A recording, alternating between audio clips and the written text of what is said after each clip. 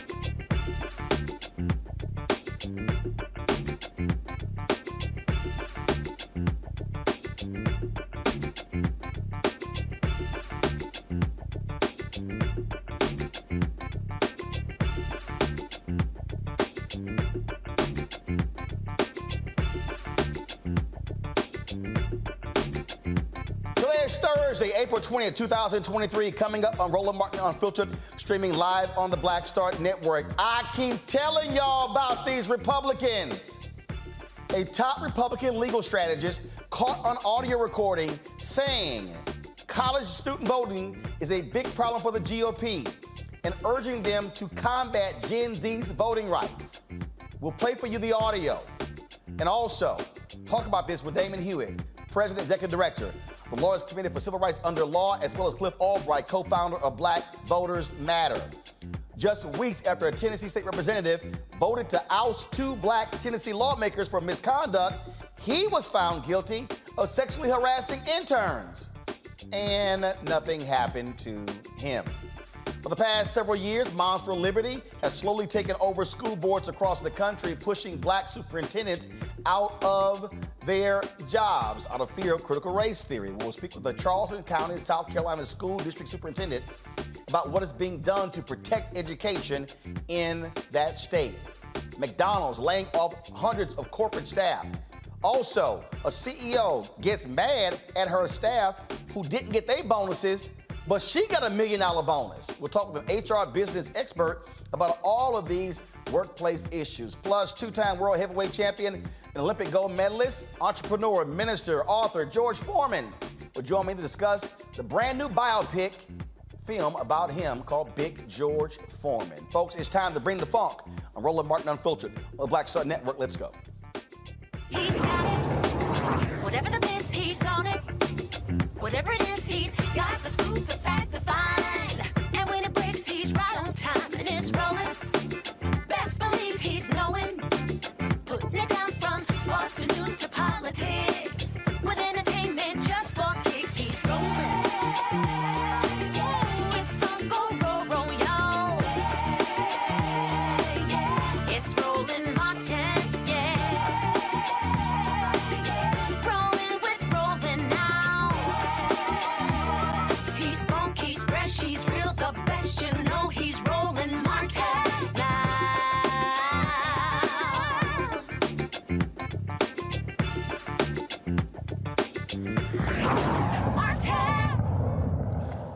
Memo to these white students. I told y'all they coming after you. Hashtag we tried to tell ya.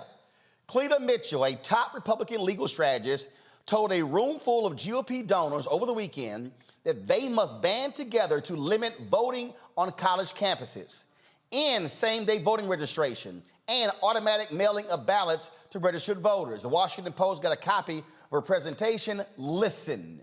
I think that we can fix a few things in North Carolina because I think we now have a legislature controlled by the Republicans. If we can persuade the new Republican member to vote with us. But these are statutory changes that we could get done in North Carolina to protect against any of this private money. Because I promise you, Stacey Abrams has been in North Carolina, and we need to make sure that that money is not flowing into Mecklenburg, Durham, and Wake counties. So we need to be looking at what are these college campus locations in polling. What is this young people effort that they do? They basically put the polling place next to the student dorms, so they just have to roll out of bed, vote, and go back to bed. And we need to build strong election integrity task forces in those counties. Virginia, we have a great task force at every county in Virginia, and we have a great statewide coalition. The governor just signed a bill yesterday that does away with signatures on absentee ballot applications and ballots, and now it has to be the last 4 digits of the Social Security number and a birth year.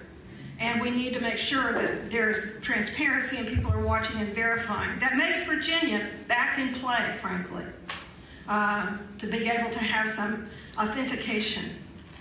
And again, having first day in-person voting campaigns. Wisconsin is a big problem because of the polling locations on college campuses. There are 501c3s. Their goal for the Supreme Court race was to turn out 240,000 college students in that Supreme Court race.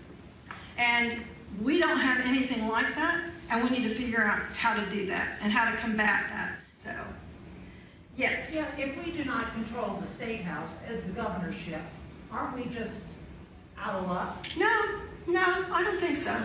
Because in the states where we can make changes in the law, like North Carolina, I hope that we will be able to plug some vulnerabilities there.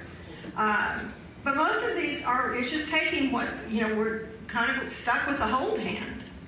And we'll see what happens in Virginia this fall. If the Republicans are able to hold the state house and reclaim the state Senate, then maybe it's possible to get rid of 45 days of early voting in Virginia. 45 days. Do you know how hard it is to have observers be able to watch for that long a period? I mean, there are several things that they can do. They can get rid of same-day registration, but they can't do that now because the Democrats still hold the state Senate. But I just remind everybody that having people involved, engaged, and overseeing all of that in 2021 in Virginia made all the difference, even though it was still controlled by Democrats in every office. Folks, again, I've been telling y'all what these folks have been doing. Joining us right now is Damon Hewitt, President and Executive Director of the largest committee for civil rights under law, my alpha brother, and also Cliff Albright, co-founder of Black Voters Matter, joining us from Atlanta. Damon, I could go back, and this probably was 2012. I think it was 2012. I can't remember. It was Congressional Black Caucus Foundation, ALC, and it was a panel, and it was then Secretary of State Kristen Clark, who preceded you, Sherilyn Ifill, others, Representative Terry Stewart-Ponce. It was her panel. And I said to them, I said, y'all, we keep talking about black and brown voters. I said, we need to be talking about to these white college students. I said, because the numbers are trending and the Republicans are about to go after them. And I said, this thing about voter suppression, I said, it can't just be seen as a black-brown thing. They coming after these white kids, and that's exactly what that woman just laid out. Well, look, what the clip said and what they said is right. The Republicans are right.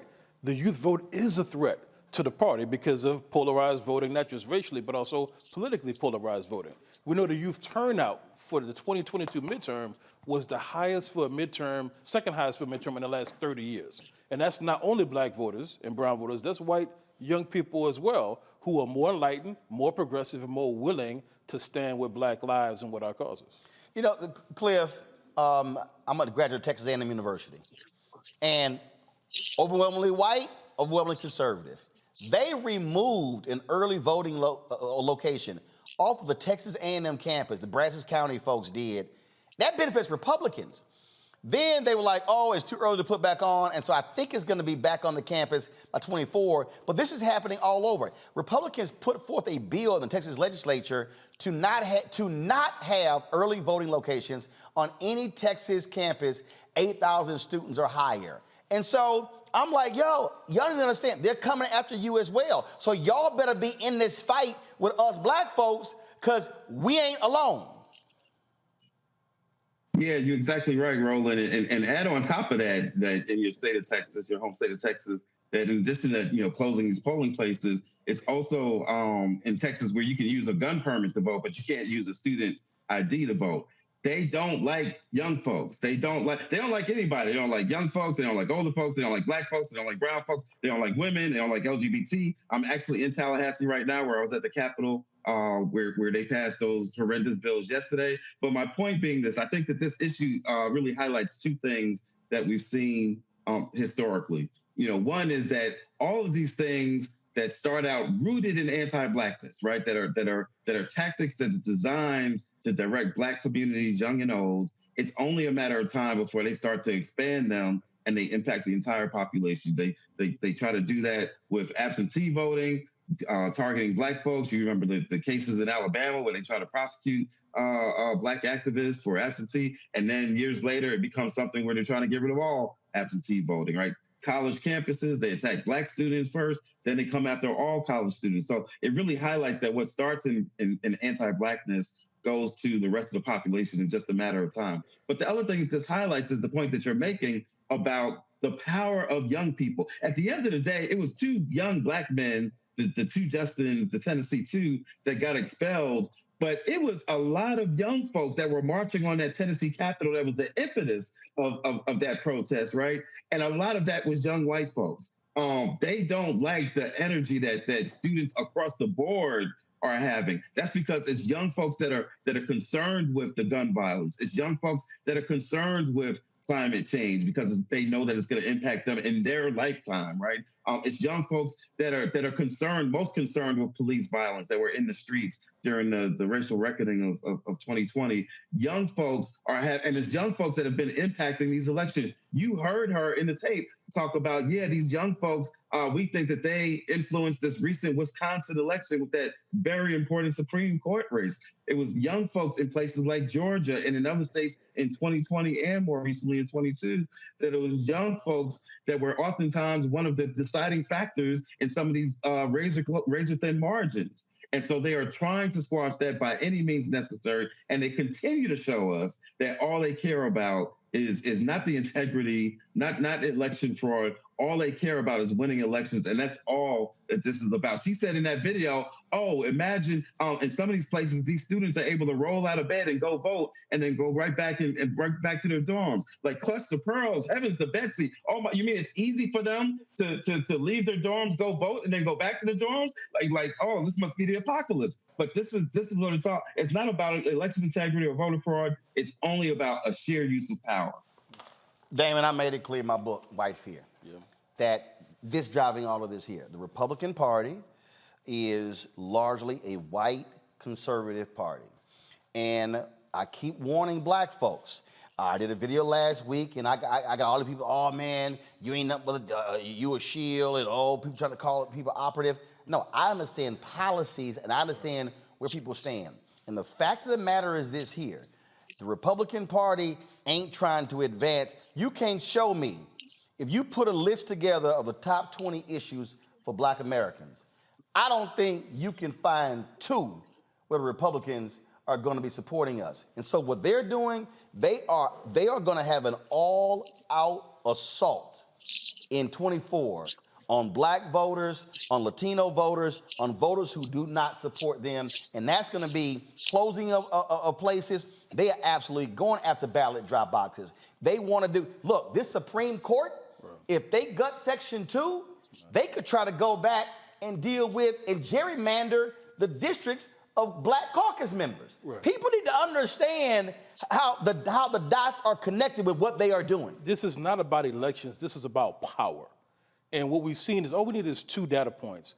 One is all the voter suppression bills the last few years, even the ones that didn't pass, but the ones that were proposed to make it harder for people to vote. But the other data point is the people who participated in, plotted, or apologized for the insurrection on January 6th.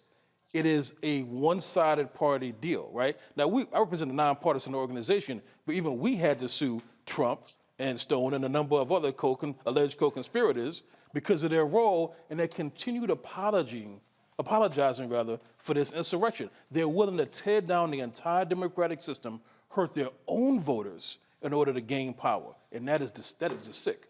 Damon, Cliff, hold tight 1 second. I'm going to bring my panel in when we come back from this break. Folks, I have been warning y'all in the 4.5 years we have done this show where we are now, and I am telling you, this is a code red for 2024. They absolutely want the White House back. They want the Senate back. They want to control all of it. And y'all had better understand this is war. And as Damon just said, which I wrote in my book, White Fear, this is about power. You're watching Roland Martin Unfiltered on the Black Star Network. Hatred on the streets, a horrific scene, a white nationalist rally that descended into deadly violence. White people are losing their damn minds. As an angry pro-Trump mob storms the U.S. Capitol, we've seen shooting. We're about to see the rise of what I call white minority resistance.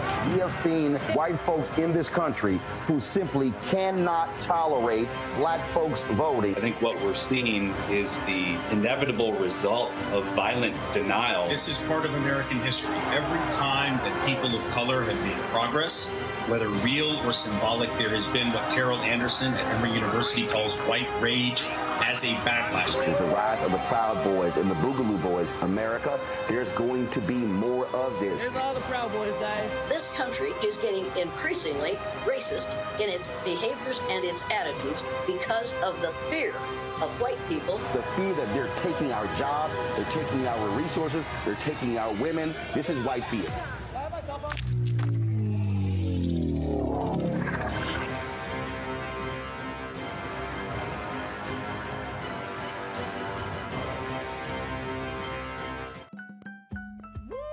We're all impacted by the culture, whether we know it or not. From politics to music and entertainment, it's a huge part of our lives, and we're going to talk about it every day right here on The Culture with me, Faraji Muhammad, only on the Black Star Network.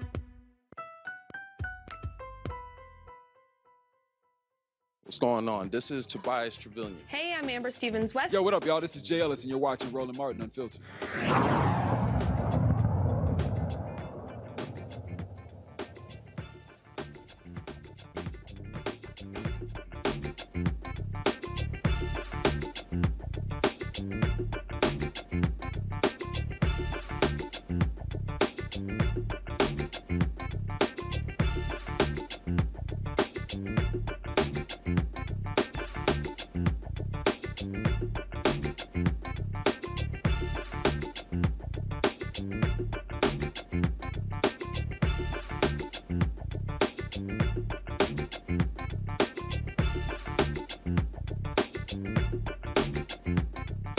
Bring my panel to this conversation, Greg Carr, Department of Afro-American Studies at Howard University, Reese Colbert, founder of Black Women Views, host of the Reese Colbert Show on Sirius XM Radio, Tamia Booker, founder and managing director, T. Booker Strategies. Glad to have all three of you along with Cliff Albright, as well as Damon. Glad to have everybody here.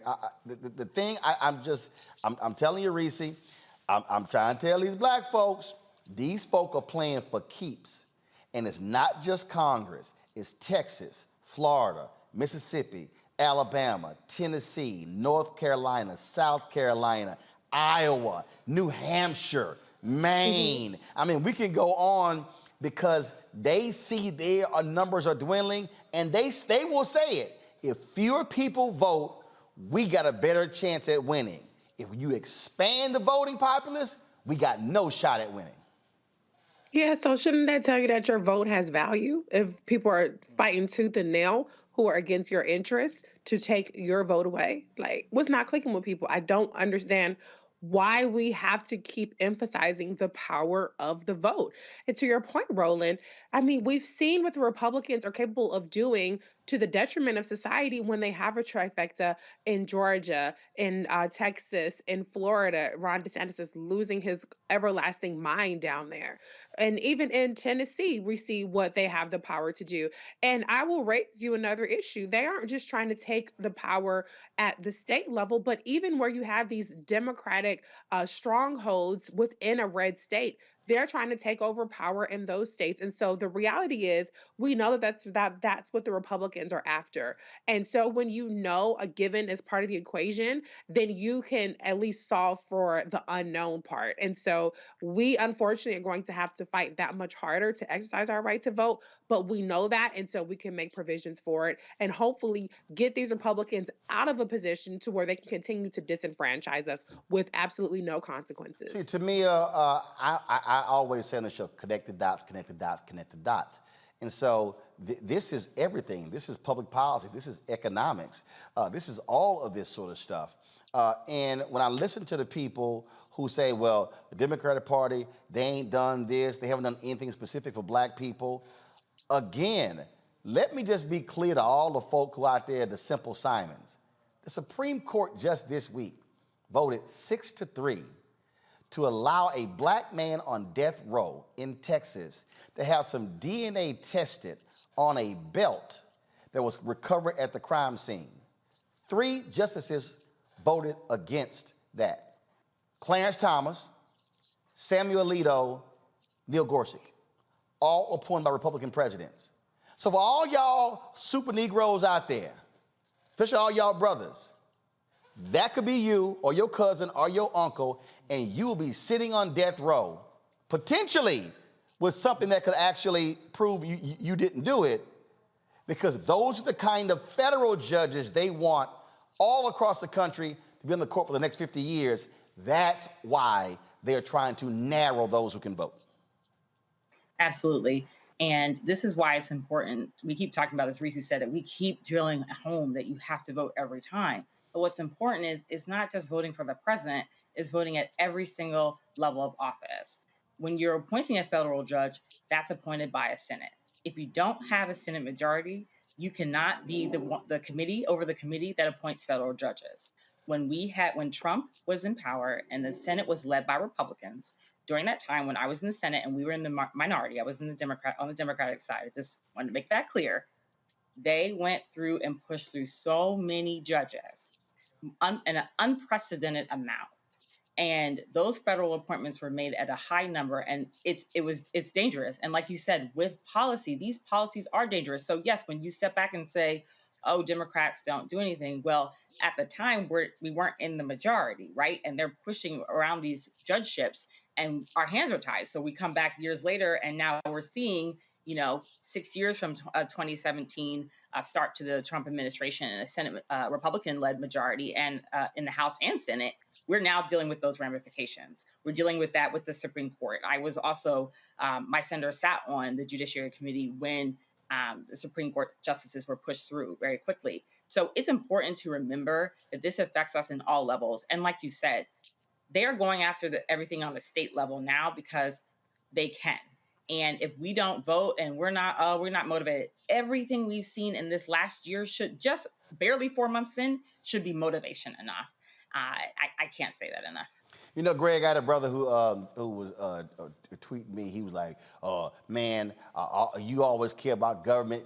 Tell about that should be our daddy. We got to do for self, do for self, do for self. And I literally said, fool, there ain't no aspect about your black ass life that government does not play a role. Now, I said, there's a difference between government can solve all your problems. I said, but literally, I said, from not even the cradle, prenatal, it has an impact. When you look at black maternal health and what is happening in this country. And then even when you talk about when one becomes an ancestor. So my whole deal is the other folk, they know the game. They know exactly what's going on. We're the fools. We're playing ourselves if we're literally checking out of a system that is going to have an impact on every facet of our life. Absolutely. I mean, and to me, I'm sure as you could educate us, the saying around politicians, particularly the Congressional Black Caucus back in the day, no permanent friends, only permanent interests. And we have to operate that way. I mean, Cleta, baby. Cleta Deathridge Mitchell. It's like they get these people out of cartoon boxes or something. That's her full name, Cleta Deathridge Mitchell. Cleta Deathridge Mitchell was a Democrat back in the 70s when she was in the Oklahoma State House. She switched to the Republican Party in the mid-1990s. Cleta Deathridge Mitchell knows that her way of life is dying. So it doesn't matter. The D or the R is just a means to an end. Reese has said it. I mean, it's about power. How do you maintain power? And as she laid out that talk to Republican donors in Nashville, believe it or not, as you say, she is rolling out a playbook that she is representing a group that has become increasingly desperate. Cleta Deathridge Mitchell was on the call in Georgia, where Donald Trump asked Raffensperger for 11,780 votes. She was on that call. That's one of the reasons she had to leave her law firm, her white shoe law firm, Foley and Gardner, because she was on that call in January 2021. Cleta Deathridge Mitchell was talking about Milwaukee because she was part of that crew trying to stop Janet Prasutowicz from becoming a Supreme Court justice. And so everything everyone has said, everything that has been talked about, and you framed it at the beginning, comes down to this. They can't win fairly. Finally, we just interviewed a guy, David Pepper, who was the chair of the Ohio Democratic Party a while back. He's written a book called Laboratories of Autocracy, and he's making the point that you've been making all along. We need to contest every election every time. If you think you can interfere in Virginia and in North Carolina with your 1984 Orwellian election integrity Klan adjacent units, that we need to run somebody in every district, every race, because as she said, we can't cover all this ground. When you have that much early voting, it wears us out. Well, guess what? We're going to wear you the hell out now. I love it. I love it, Cleeta, baby. Keep talking, baby. You're our best weapon. Damon, explain to the people watching and listening the literal dog fights y'all are in courtrooms across this country when it comes to voting. Well, look, at every front, we don't have the prophylactic effect, to use the term of art. We don't have Section 5 of the Voting Rights Act to stop the bad things from happening before they take effect. So we have to use Section 2 and anything else we can. And it's not just us. We work with our partners on the ground, but we're filing lawsuits over voter ID challenges. We're filing lawsuits over, we filed in Tennessee a few years ago about a plan to criminalize voter registration activities. You know, even almost 10 years ago, Justin Jones testified at a field hearing we held for our National Commission on Voting Rights because, as I think Cliff Albright said earlier, he held up in a picture. He said, here's a gun registration card. You can use this to vote, to register, but you can't use a student ID. It's at a state university. At a state university. At a state university. And so it's from every step of the way. So put it in terms people can understand. You know, in the criminal justice system, at every step of the process, there's racial discrimination, whether it be police brutality, whether it be racial profiling, whether it be sentencing, incarceration, death penalty. You see the same thing in the voting process, from registration to the quote-unquote canvas, who gets purged from the rolls, to what are the eligibility criteria, to who can actually vote absentee or by mail. And you can't even vote drive-through back in Houston, where you're from, anymore, which was a nice innovation for during the pandemic. So every step of the process going all the way to redistricting. And look, here's one of the through lines. These folks want to make voting hard. There is an infection of our politics. Look, the law is infected too. We know how the Supreme Court has been going hard on Section 5, Section 2, every part of the Voting Rights Act, but there's an undercurrent that people don't talk about enough. There's a case where the court introduced a concept called the usual burdens of voting. Translation, voting should be hard. You should have to jump through hoops. Translation, well, maybe you can have a poll tax or a literacy test or a grandfather clause. Voting should be hard or harder for certain people. That is the piece. So every state law and policy we're seeing erected to make it harder to vote, harder to register, harder to mail in a ballot, harder to have alternative means of voting, is designed to make it harder and to preserve power. Cliff, folks will go, well, look at the numbers, the increase in voting among black voters and others. Well, just because we had to jump over hurdles don't mean that, hell, we feel like jumping and running. I mean, that's part of the problem. So this idea that, oh, y'all was successful at jumping over hurdles, so therefore let's have more hurdles. How about no hurdles?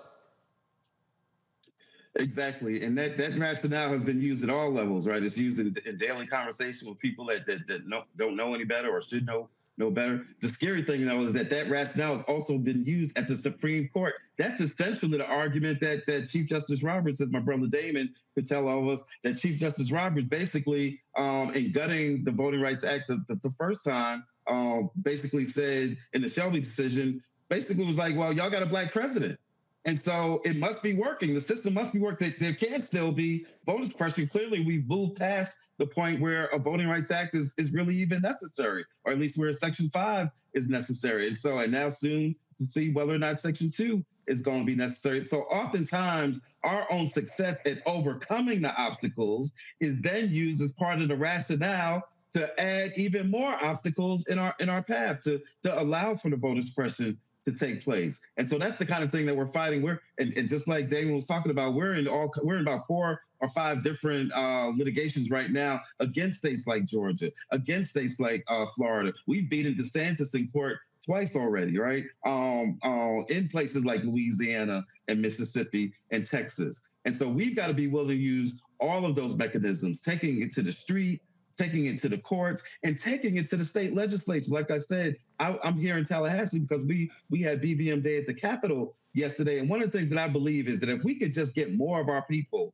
to actually, and it's difficult, but to get more of our people to attend some of these legislative sessions, to see the way that they talk about us, to see the way that they pat themselves on the back as they're taking away Black rights and brown rights and trans rights, as we see the way that they insult people that come and give public comment. I often say, if we could just get more people at some of these sessions, then we would be creating a whole nother tier of activists, because once you've seen it up front, it's one thing to know it at the policy level and to see some of the reports on the news, right? But when you can see the level of disdain, the level of disrespect, the level of hatred that takes place in these state capitals, then I believe that you become an activist for life. And last thing I'm gonna say on that point is we gotta pay real attention, as we've all said, the states that she was talking about in that audio and the elections she was talking about, those weren't congressional races. She is talking about taking over state legislatures, because what they know is that once they get control of those legislatures, they can put things in place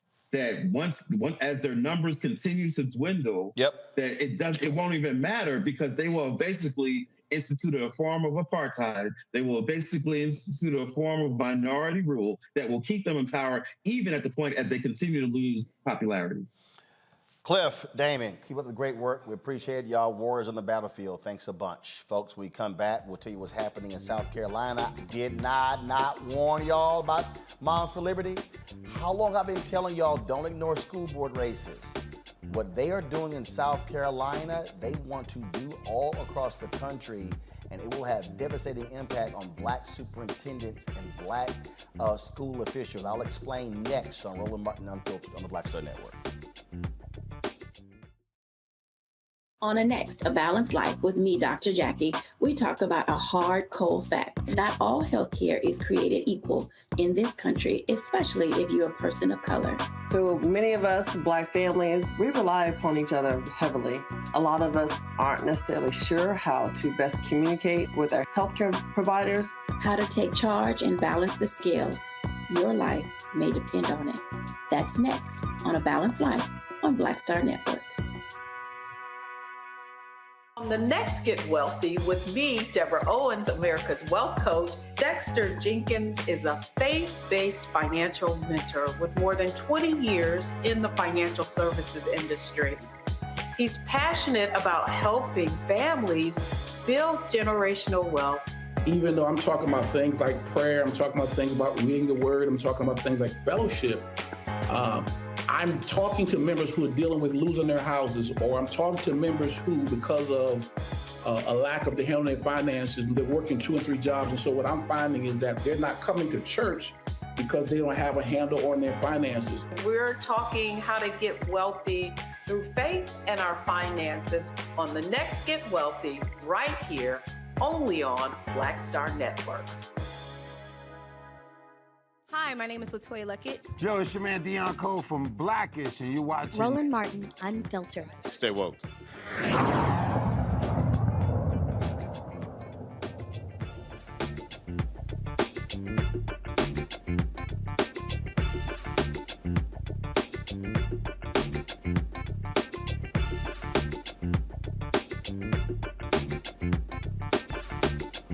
All right, folks, school board races.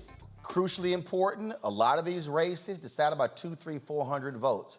Conservatives, they use critical race theory, diversity, equity, inclusion, multiculturalism to rile up all of these white folks.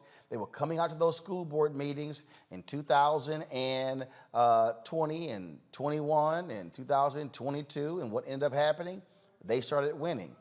All across South Carolina, last I checked, I believe it's 10 out of the 14 largest school boards. Guess what?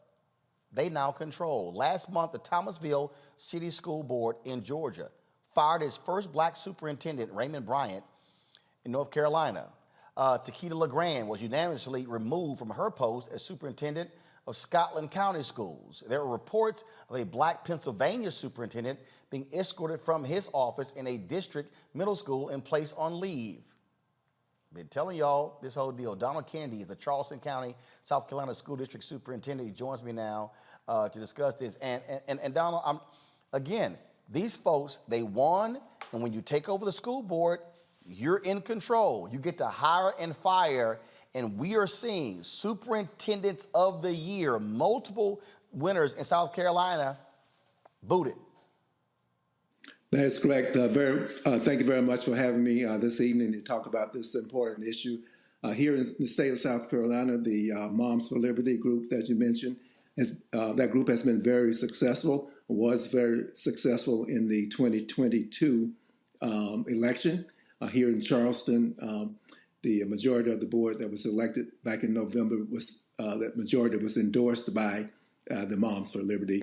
And what I've seen here in the state and probably across the country, there's this pattern of Black superintendents coming into a district, identifying where the disparities exist between minority students, Black students, and white students, and then doing something about it, because Black superintendents have a tremendous amount of passion to improve the educational outcomes of minority students. And so they come in, they identify the disparities, they begin to do something about it very effectively, and then all of a sudden they are pushed out. So this is not a new phenomenon here in Charleston. It happened for the first time in about 20 years ago.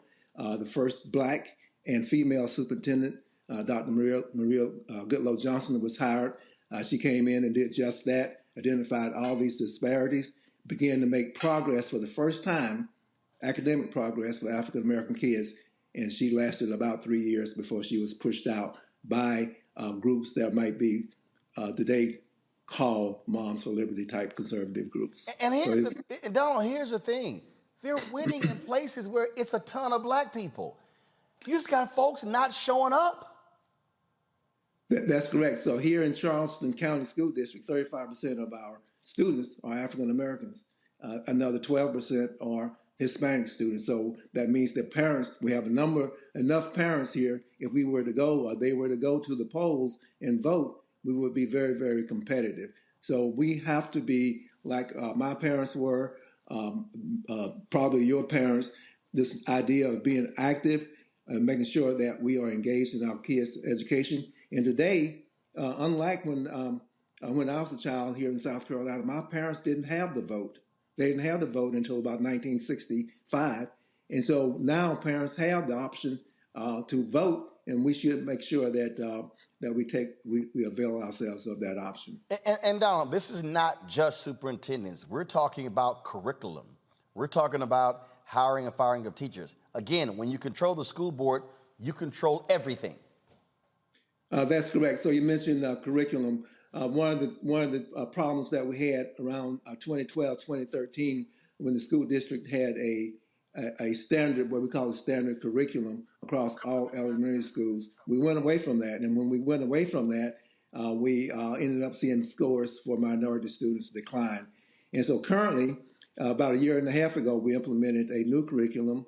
And this curriculum, by the way, is one that has it's very diverse. So minority students, for the first time in this school district, are able to see themselves and people like them in the educational material that they're studying from. And when I talk with students, minority students, that is making a huge difference in their motivation to learn. And so that curriculum across the state of South Carolina is under attack, and the school districts and boards are pushing to push that curriculum out. Indeed. And again, I'm just trying to explain to people this agenda.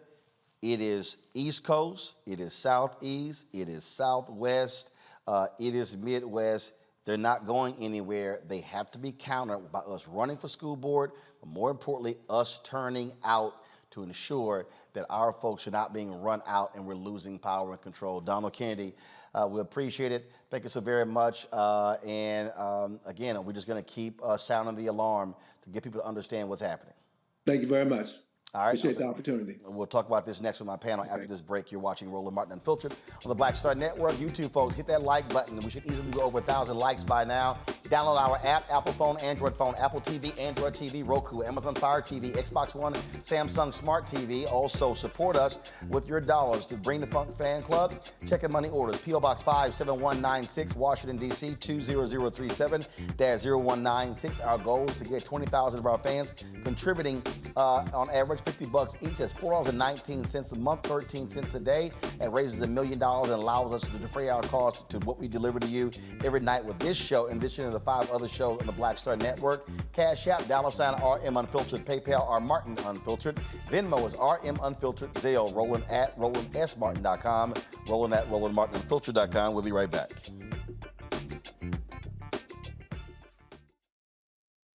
Next on the Black Table with me, Greg Carr. We look at the history of emancipation around the world, including right here in the United States, the so-called end of slavery. Trust me, it's a history lesson that bears no resemblance to what you learned in school. Professor Chris Manjapra, author, scholar, amazing teacher, joins us to talk about his latest book, Black Ghost of Empire, The Death of Slavery and the Failure of Emancipation. He explains why the end of slavery was no end at all, but instead a collection of laws and policies designed to preserve the status quo of racial oppression. The real problem is that the problems that slavery invented have continued over time. And what reparations are really about is saying, how do we really transform society, right? And stop racial violence, which is so endemic. What we need to do about it on the next installment of The Black Table, right here on the Black Star Network. Black Star Network is here. Oh, no punch! I'm real revolutionary right now. Thank you for being the voice of Black America. All momentum we have now, we have to keep this going. The video looks phenomenal. See, this difference between Black Star Network and Black-owned media and something like CNN. You can't be Black-owned media and be scared. It's time to be smart. Bring your eyeballs home. You dig? I'm Shantae Moore. Hi, I'm BB Winans. Hey, I'm Donnie Simpson. What's up? I'm Lance Gross, and you're watching Roland Martin Unfiltered.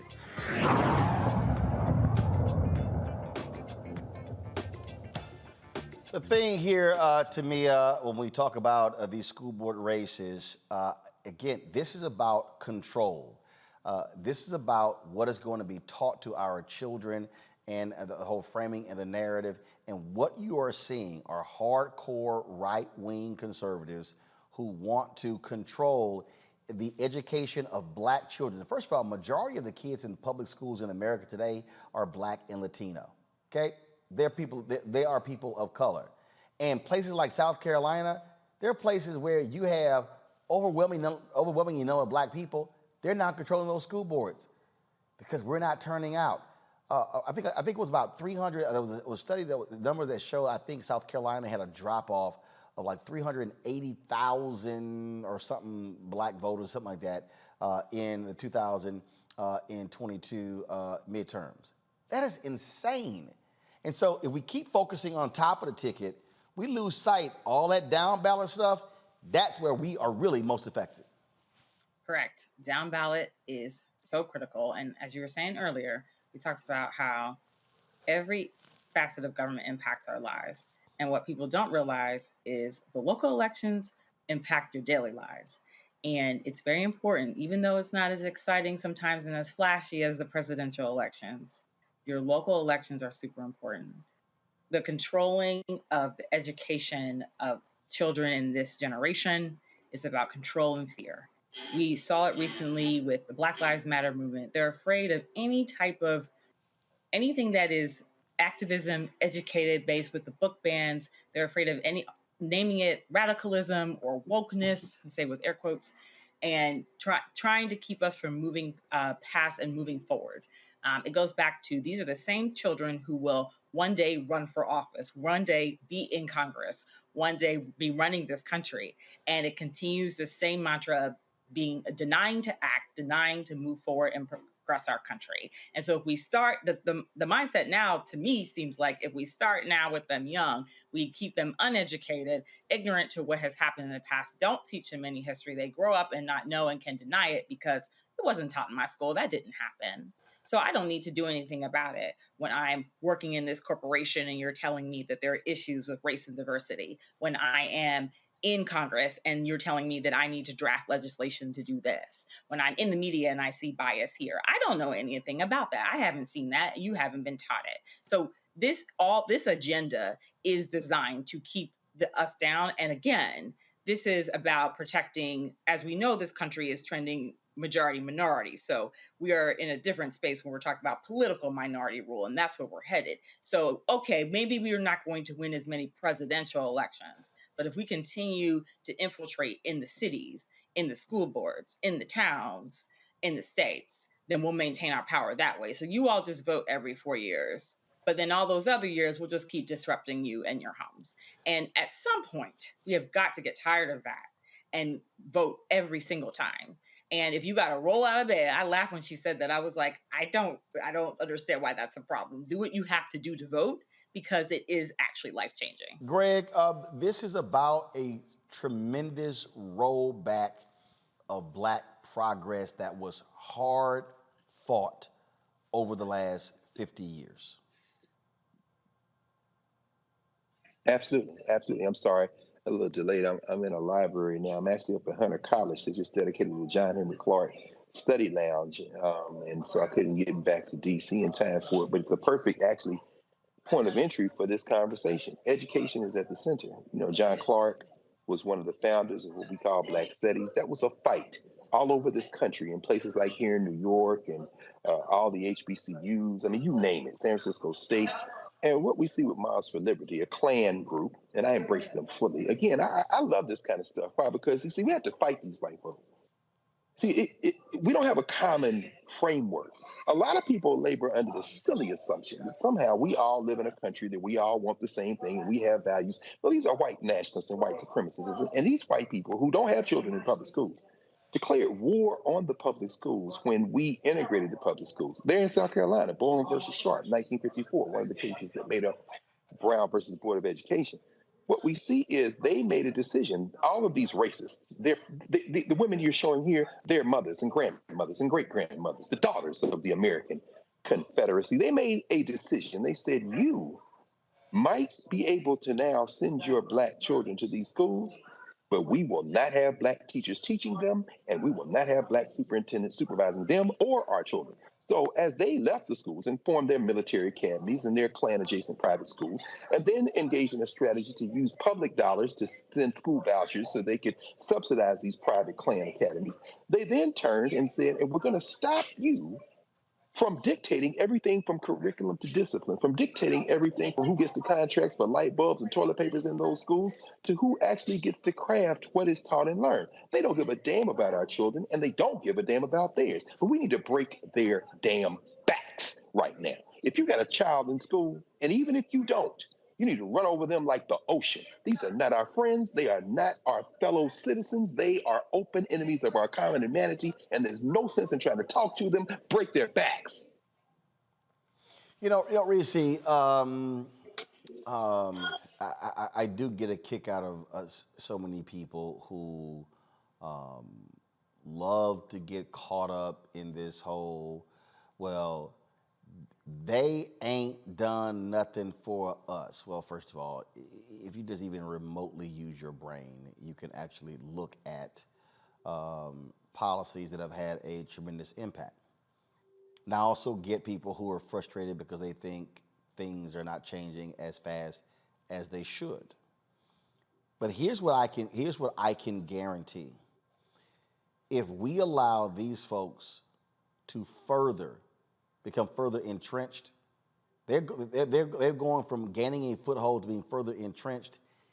And then if you look at political gerrymandering and the allowing of that, that means that we could be deep into 2050, 2060, 2070, and they are increasingly in the minority, but they are having and controlling power. People, a lot of younger people, and younger could be anybody, earlier than the civil rights, or born after the civil rights movement, there's a lot of complacency. And there are a lot of people who feel like government can't do anything for you. But guess what? Government can sure as fuck do a whole lot against you. And we're seeing the way that it's being weaponized by Republicans to disenfranchise and to oppress people around this country. Now, do these people know that they're oppressed because of the leaders that they have or so-called leaders they have? No. They just think that it's working how it's always worked. Well, that's not accurate, because you look at how it is in certain states versus other states, and the kind of leadership and the demographics of those states is completely different. But people are going to sleepwalk and zombie walk their way into no longer having what we consider to be citizenship. And they aren't fighting tooth and nail to hold on to what they have. They are handing it away on a silver platter. The reality is that these moms for liberty, these Klan people, they want to miseducate our children. They want to demoralize our children. That's why they are loud and aggressive, and that's why they are publicly going so hard against anything that might make somebody feel included and empowered that's not white. And then they want to turn around and look at the results of disengaged, disempowered, and miseducated, mostly Black and brown children, and say, look, see what the government does? They don't know what they're doing. So put all the money, as Dr. Carr pointed out, in these private schools, these voucher schools, and this, that, and the other, when they have created the crisis. And we are just not doing enough to stop what is in front of our face. I know people want to see black, black, black, and neon light, black shit. This is the black shit you're getting today. This is the black shit that you're doing today. Well, how the hell is it that you're not seeing white nationalists, danger, danger, danger? Hello? I still don't understand what's not clicking with people. Well, I think it's because, one, they are operating and listening to grossly ill-informed people, but also not understanding all of this stuff. I mean, that audio we played at the top of the show, this is about a well-executed strategy. Yeah. Yeah. And if you say, well, I'm going to check out, what did Donald Trump do? He thanked Black people for not voting. Mm-hmm. He thanked, not thanking them voting for him. Mm-hmm. He thanked them for not voting. That's all you need to understand, because they're sitting here saying our strategy is working. We want to frustrate you. We want to make you think that nothing is working, so you stay at home so their people will turn out. Folk better understand the game. Got to go to a break. We'll be right back for the second hour of Roland Martin Unfiltered right here on the Black Star Network.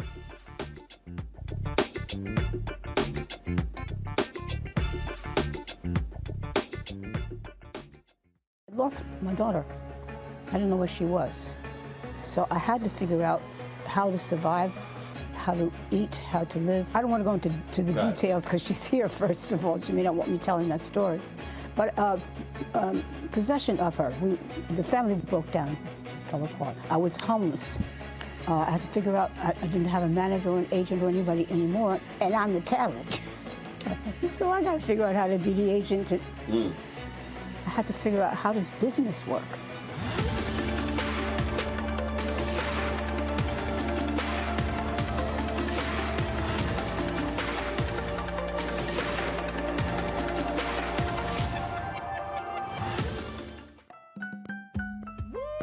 We're all impacted by the culture, whether we know it or not. From politics to music and entertainment, it's a huge part of our lives, and we're going to talk about it every day right here on The Culture with me, Faraji Muhammad, only on the Black Star Network. Hi, I'm Dr. Jackie Hood Martin, and I have a question for you. Ever feel as if your life is teetering and the weight and pressure of the world is consistently on your shoulders? Well, let me tell you, living a balanced life isn't easy. Join me each Tuesday on Black Star Network for A Balanced Life with Dr. Jackie. We'll laugh together, cry together, pull ourselves together, and cheer each other on. So join me for new shows each Tuesday on Black Star Network, A Balanced Life with Dr. Jackie.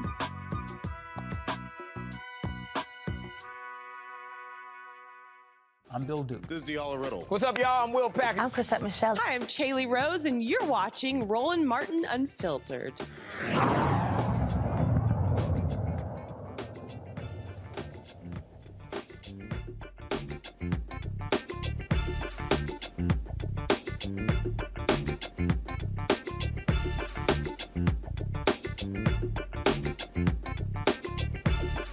One of the biggest fast food chains is facing layoffs and will allow employees to stay with lower pay. McDonald's is reportedly closing field offices for restructuring.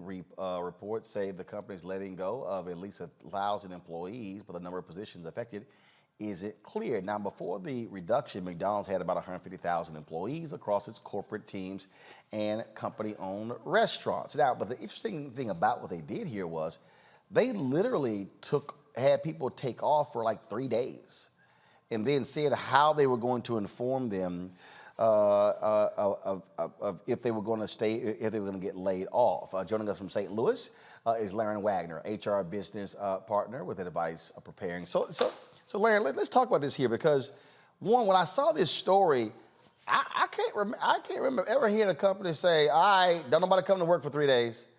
Like, everybody stay at home, and then we'll then begin to notify folks whether they're going to still be with the company. You said that this is really being talked about in the HR circles.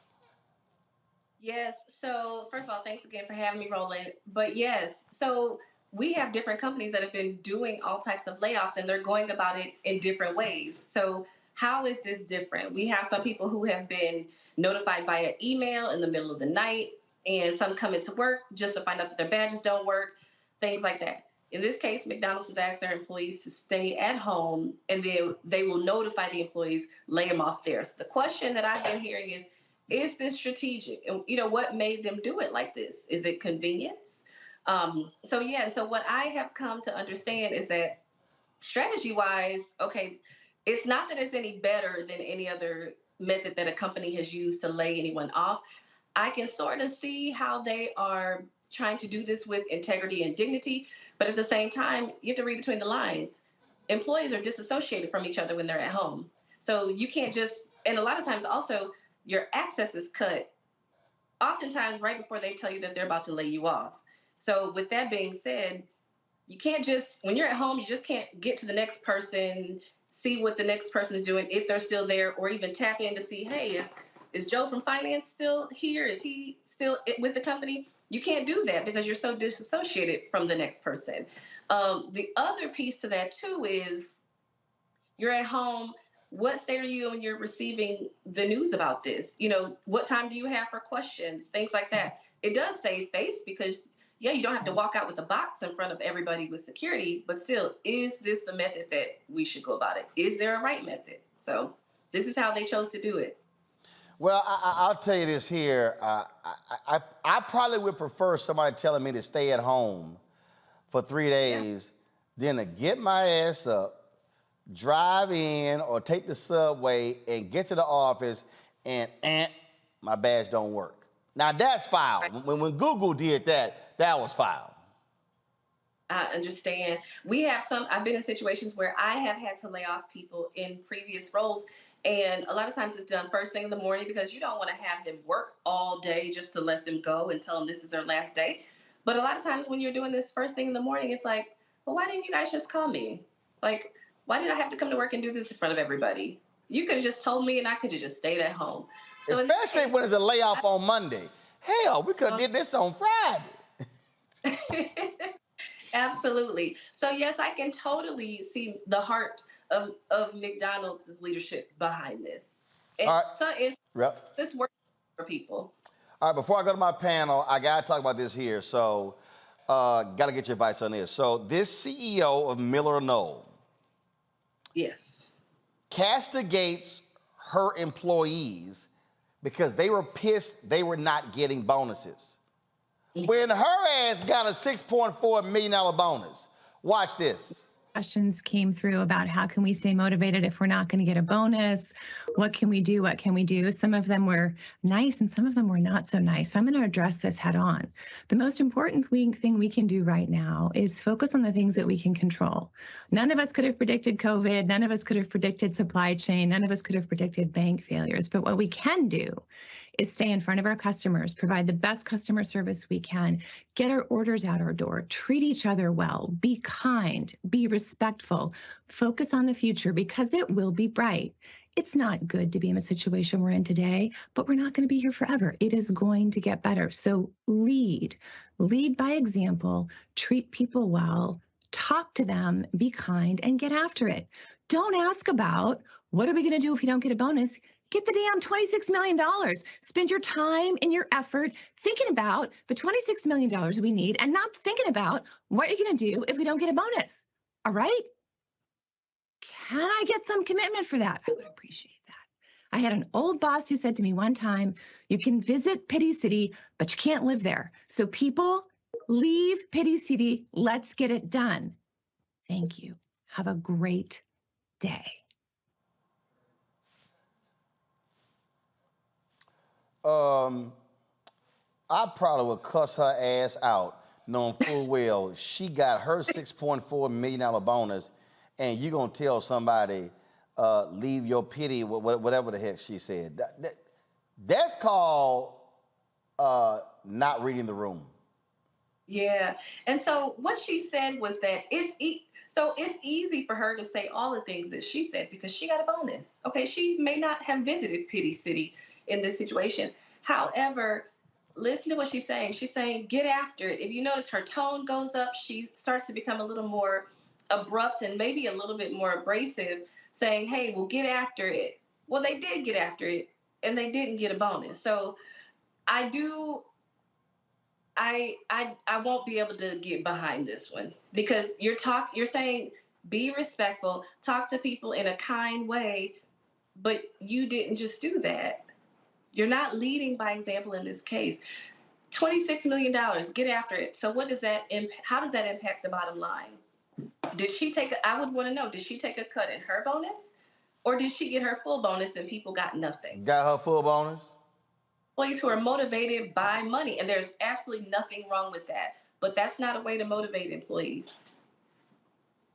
I'm gonna tell you right now. Let's go to my panel here.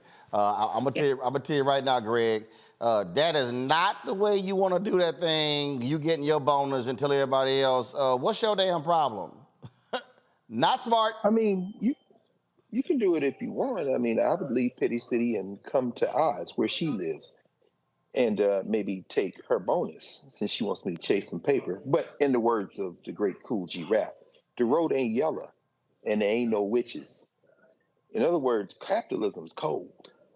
There's no yellow brick road and there's no Wizard of Oz. There's only naked capitalism. And one of the things I'm listening, I'm thinking about Chris Kempczinski, the CEO of McDonald's, who said when asked about these cuts, they're looking to save $500 million to be more efficient, to innovate, even as they've shown 10% increase in profits in the fourth quarter of last year and are making pretty record profits, even as the franchises are concerned that this downsizing this time might mean that they're going to push more responsibility off on the franchises.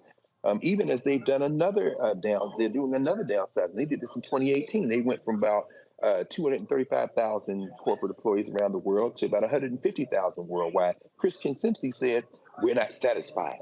That's the motto of McDonald's. And I'm wondering, listening to the conversation, Aaron, if you have any thoughts about how we think about capitalism.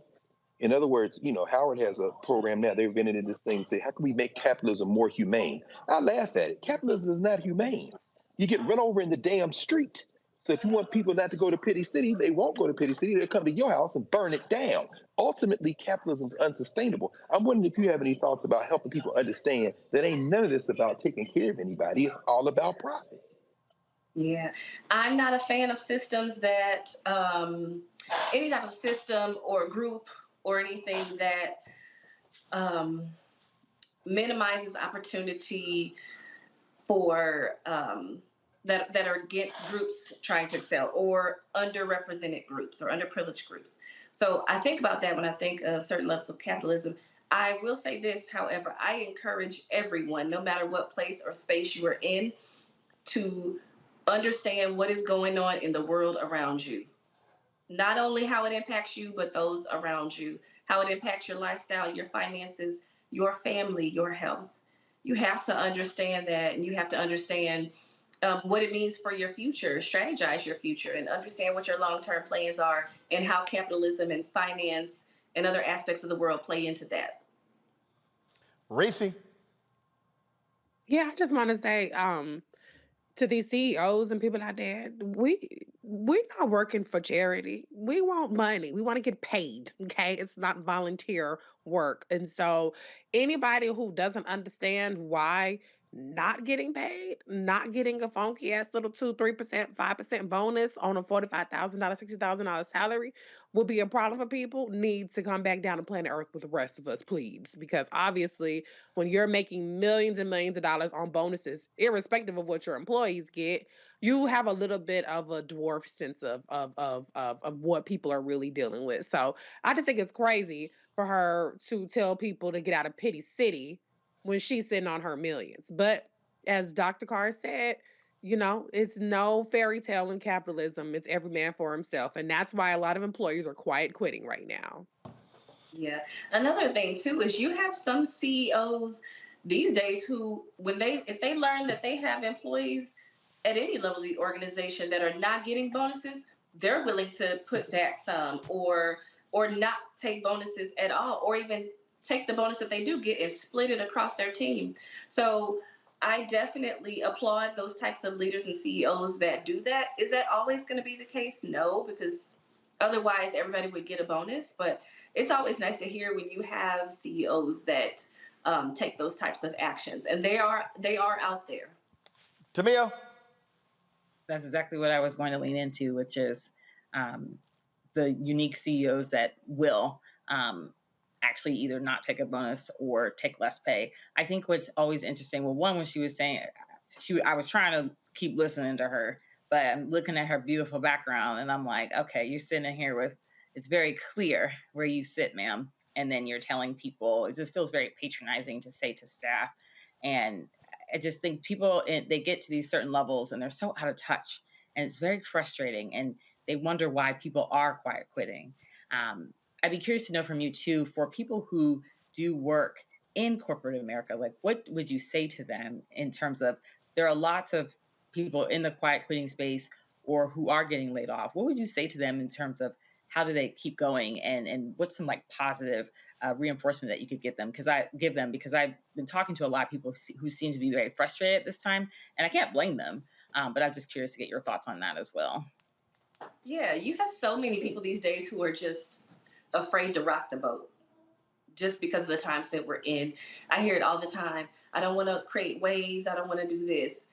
It is totally okay. And I totally would suggest letting your leader understand and helping them know that, hey, these are my needs and this is what I need, be it from a mental health perspective or from a financial perspective. Hey, 2% doesn't work for me. It doesn't align with what I feel I've contributed in this space. So let's talk about how we can get in alignment so that I can continue to do great work. I encourage employees to do that and have those conversations. Another thing too, you have to do what's best for you. Companies are going to do what's best for them and their bottom line. And so if you don't feel like you're getting what you need and you've even communicated that, then I would also suggest and strongly recommend doing an analysis of what it is you need, where you feel you're going, and make decisions from there. And that might not be in the favor of the organization, but do what's best for you. Well, I'll say this here. That's any CEO that's getting a massive bonus, you don't get your bonus unless the employees are doing the work. So you might want to watch your tone. And in fact, she did apologize. Initially, of course, what they said was that, oh, this was taken out of context. But then she had to come back out and actually issue an apology. And she sent out an email. I want to be transparent and empathetic, and as I continue to reflect on this instance, I feel terrible that my rallying cry seemed insensitive. Oh, rallying cry. What I hope would energize the team to meet a challenge we've met many times before landed in a way that I did not intend, and for that, I'm sorry. Man, you out your damn mind. You knew exactly what you wanted to say, and you did it.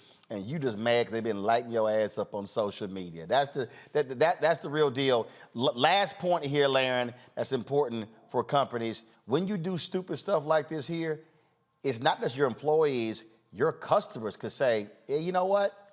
I'm not down with supporting a company like yours. Mm-hmm. Absolutely, because it's also a reflection of what a potential customer or client promotes. And who's promoting that type of behavior? It may work for some. I'm certain there's a population out there where this works. But in this day and age, with us having the financial and mental challenges that we're having as a people, this doesn't work. You could trigger somebody. You have to be very careful. And so you can't lose your dollars. You can lose your revenue. You might end up losing your position. Indeed. All right, Laren, if people out there, obviously there are companies or others, they got HR issues, concerns, or they would look for us want to help, how do they reach you? All right. I can be reached at laren.brown@gmail.com or at Laren Wagner on LinkedIn. So. All right. Laren, we appreciate it. Thanks a bunch. All right. Good talking to you guys. Thanks. Folks, we come back. We'll tell you about the Virginia grand jury in the case of a black man shot and killed over some shades that were stolen. Yeah, it's ridiculous. That more next on Roland Martin Unfiltered, right here on the Black Star Network. When you talk about blackness and what happens in black culture, we're about covering these things that matter to us, speaking to our issues and concerns. This is a genuine people-powered movement. There's a lot of stuff that we're not getting. You get it, and you spread the word. We wish to plead our own cause. Too long have others spoken for us. We cannot tell our own story if we can't pay for it. This is about covering us. Invest in black-owned media. Your dollars matter. We don't have to keep asking them to cover our stuff. So please support us in what we do, folks. We want to hit 2,000 people, $50 this month, raise $100,000. We're behind 100,000, so we want to hit that. Y'all money makes this possible. Checks and money orders go to P.O. Box 57196, Washington, D.C. 20037-0196. The Cash App is $RM Unfiltered. PayPal is R Martin Unfiltered. Venmo is RM Unfiltered. Zelle is Roland at RolandSMartin.com.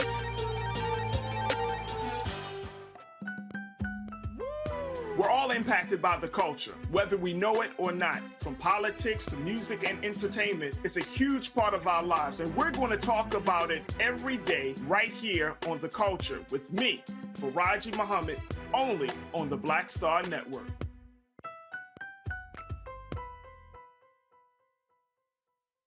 Hi, I'm Gavin Houston. Hi, I'm Carl Payne. Hey, what's up, y'all? It's your boy Jacob Lattimore, and you're now watching Roland Martin right now.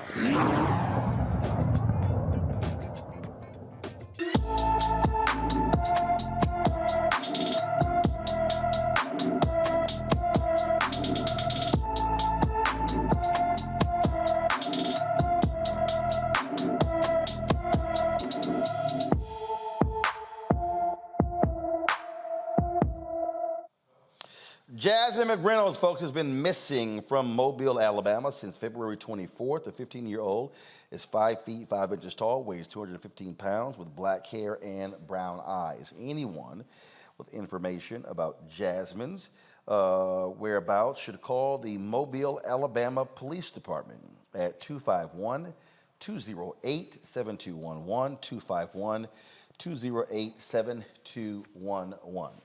All right, folks, a Virginia grand jury says there was insufficient probable cause to indict a former officer for killing an unarmed black man who they suspected of shoplifting. Wesley Shiflett, a former sergeant of the Fairfax County Police Department, and Officer James Sadler suspected Timothy Johnson stole items from a Tyson's Corner shopping center on February 22nd. The officers gave chase and fired 3 total shots.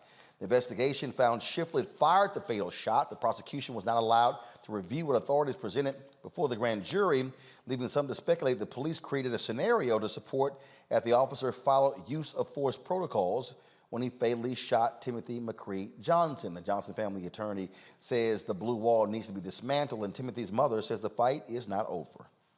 Disappointing, disheartening. I feel almost like I'm getting that 1 a.m. phone call all over again. However, we are not quitting. We are not allowing this to affect the continuation of what this is, justice for Timothy, and we'll keep going.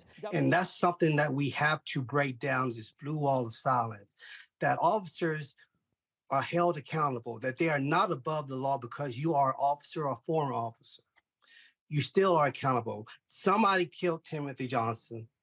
and somebody has to be held to atone for his murder.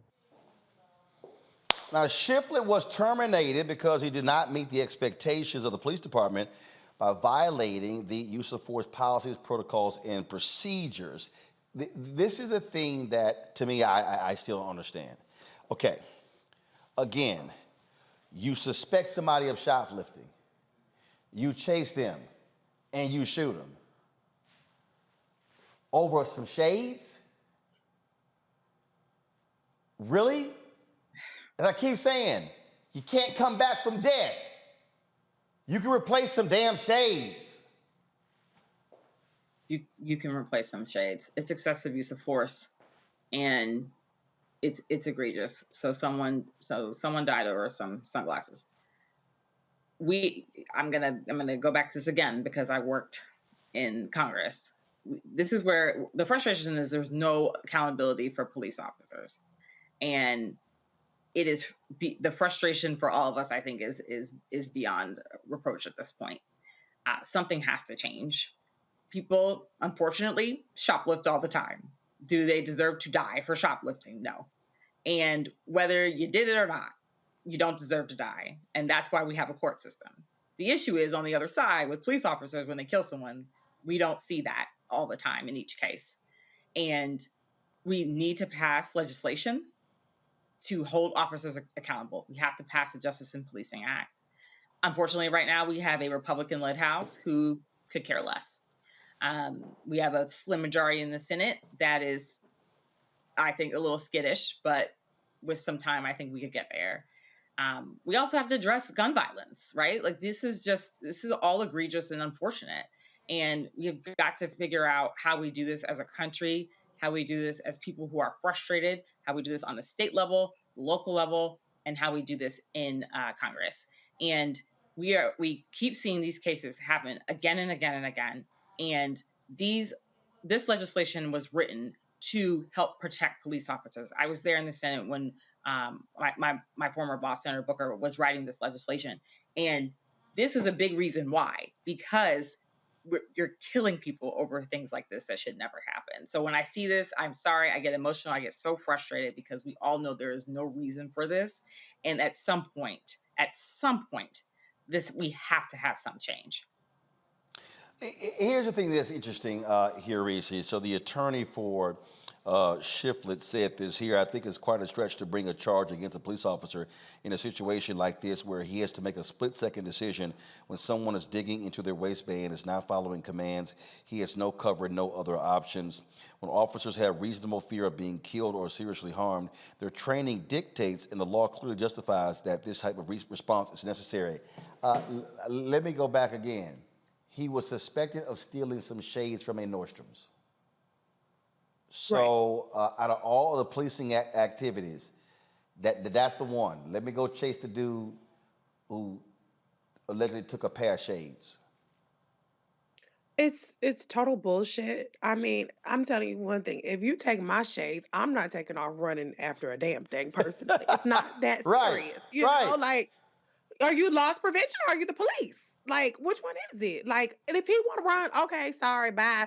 Nordstrom, y'all got, some kind of write-off that you could do, tax write-off, inventory write-off. It's not the end of the world. Like, this was completely unnecessary and excessive, except for the fact that these cops were clearly, as Dr. Carr would say, hunting. They're hunting. This is how they're getting their mojo up. They're getting their juices going running after a black man who we don't even know if he even had the damn glasses. He's just been suspected. People suspect black people of doing shit they didn't do all the time because they're racist and they're racially profiling. But the body camera footage showed that he was on the ground. They shoot him and then they say, stop reaching. He said, I don't have nothing. I don't have nothing. And now he's dead. And these people are acting completely flabbergasted, like, well, why would you bring charges? What's the problem with that? The problem is that we should not in this country be executing people over stolen sunglasses or anything, any kind of material possession, point blank in the period. This was not a botched bank robbery. It was Nordstrom. Nordstrom is going to be okay. They're a multi-million or billion-dollar company. They will be okay. This man is not coming back from the grave after y'all overzealous actions. It's appalling. Greg, I'm watching this video. God, turn the audio up, please. And I'm just like trying to understand this. Going into the woods. Through the woods. Get on the ground. Get on the ground. Stop reaching. Stop reaching. Shots fired. Shots fired. All right, now I want you to do this here. I want you to roll it back to the beginning of this video. And the thing here, Greg, that's crazy. So when the video starts, so do this here. Roll the video. So the video starts, they're literally in the store. So I just want people to understand how far these folks went here. And again, the logic to me is unbelievable. So they're in the mall. Now we are running. Turn the audio up. Okay, no audio. So we in the mall, Greg. Now we are running through Nordstrom. You set off sensors, right? Yeah.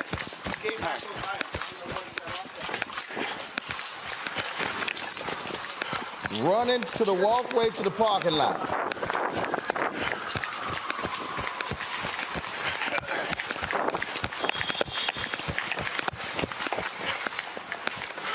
Running down the stairs.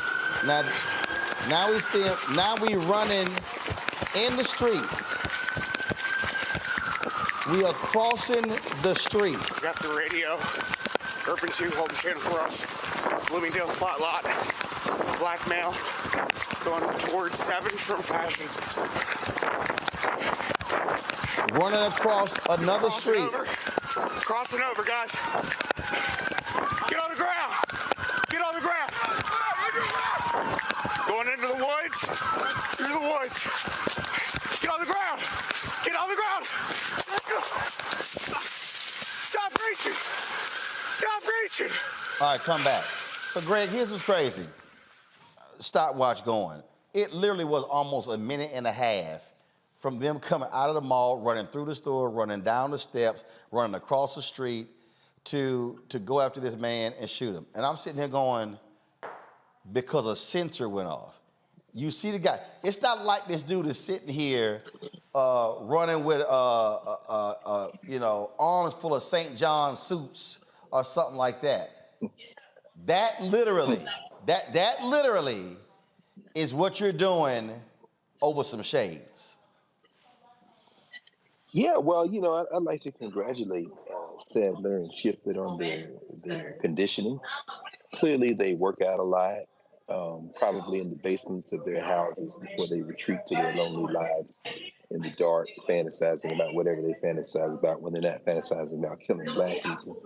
I'd like to congratulate them for their vigor and their consistency, because they are indeed hunting, as Reese said.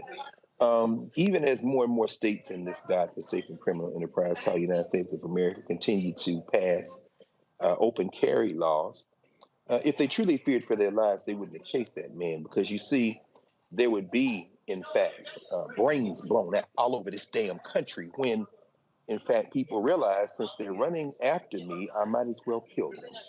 And here is where we have the problem. See, my question isn't why they would do that. My question is, why do we expect them to do anything different? Because we got snatched into this thing. This is what Blackness is. I mean, Roland, your first book, White Fear, might have to be part of a trilogy. Next might have to be Black Fear. In other words, why are we scared of calling a spade a damn spade? And maybe the third might have to be fear. Why? Fear like the cowardly grand jury that let these hunters go. Fear like the Commonwealth attorney in this case, who said, I'm going to look at all options. Fear like the legislature. And I feel you. I feel you, Tamia. I mean, you do the best you can on Capitol Hill. You do your best you can in the Virginia Commonwealth. And then you have laws and policies passed where these crackers can show up in a damn grand jury and say where the hell they want, and the prosecute ain't allowed there. So maybe part 3 of the book trilogy might have to be fear. We're scared.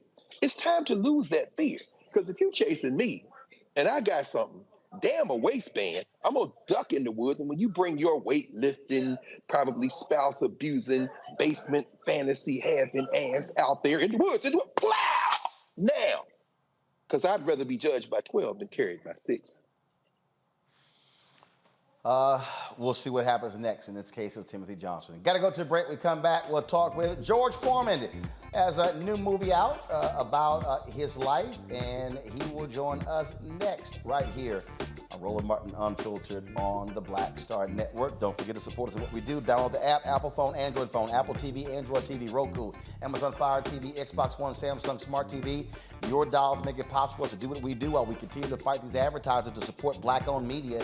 Our goal is to get 20,000 of our fans contributing on average $50 each. That's $1 million a year.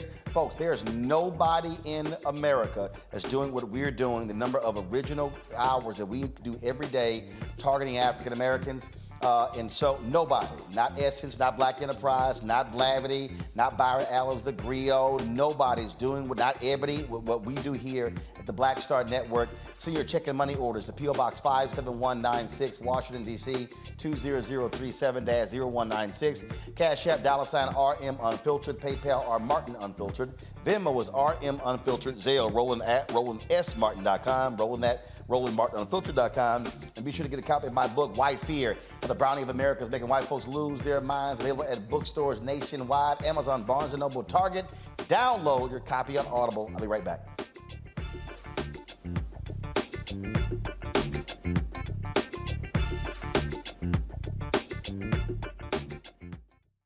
Hatred on the streets, a horrific scene, a white nationalist rally that descended into deadly violence. White people are losing their damn minds. As an angry pro-Trump mob storms the U.S. Capitol, we've seen We're about to see the rise of what I call white minority resistance.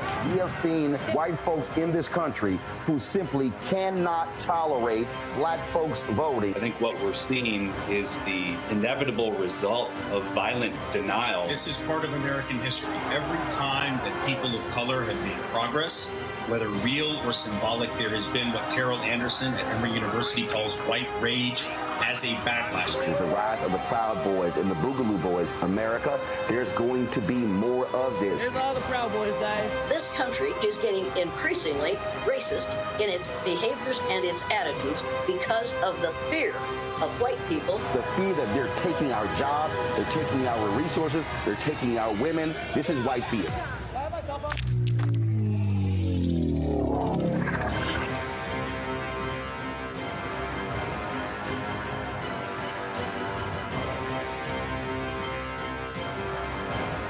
On the next, A Balanced Life with me, Dr. Jackie, we talk about a hard, cold fact. Not all healthcare is created equal in this country, especially if you're a person of color. So many of us, Black families, we rely upon each other heavily. A lot of us aren't necessarily sure how to best communicate with our healthcare providers. How to take charge and balance the scales. Your life may depend on it. That's next on A Balanced Life on Black Star Network. What's up, y'all? I'm Will Packard. Hello, I'm Bishop T.D.J. What up, Lana Well, and you are watching Roland Martin Unfiltered.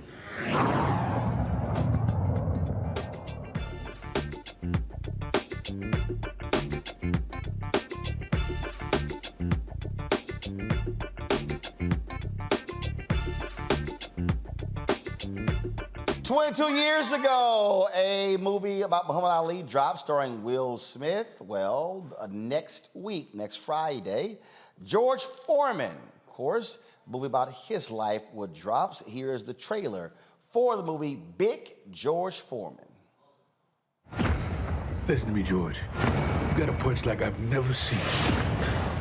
But in every battle, the greatest foe that we will combat isn't here. You live one way your whole life. Heavenly Father, thank you for this food. George should change his name from Foreman to Poor Man. To hurt. Down goes Frazier! What's my name now, fool? Foreman is the new heavyweight champion of the world. Where's all that rage coming from? I don't have any rage. And it becomes all you know. Let's thank God for the food, y'all. I bought the food, mama. George Foreman ain't no new champ. He is the new chump. We gonna get it on because we don't get along. Foreman goes down! Who said that? Nobody said nothing, George. George. Oh, George. Hey, whoa. Your heart stopped. We thought you was dead. I was. I'm done. I'm not going to box anymore. Do you know what you're walking away from, son? I want to spread the word of God and what I saw. How's being a preacher going for you? It's hard. Harder than getting punched in the face. Sometimes it feels about the same. Hey, fellas, come on and enjoy yourself. Power company said we never paid the bill. Really? There's only two things I know how to do. That's box and preach. And preaching won't pay the bills. You made me something once, Doc. You can do it again. It is my destiny to win the heavyweight championship belt again. Last time they saw me, I looked like Superman. So now you look like the Michelin Man. This ain't no beauty contest. Michael Moore is 26 and unstoppable. How can you beat that man? Foreman is considered an old man in this young man's game. It's now or it's never.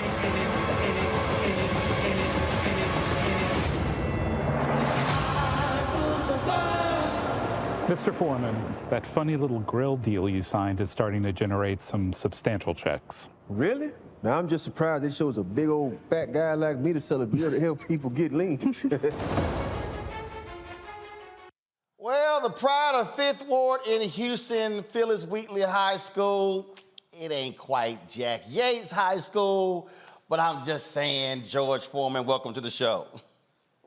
Thank you so much for having me.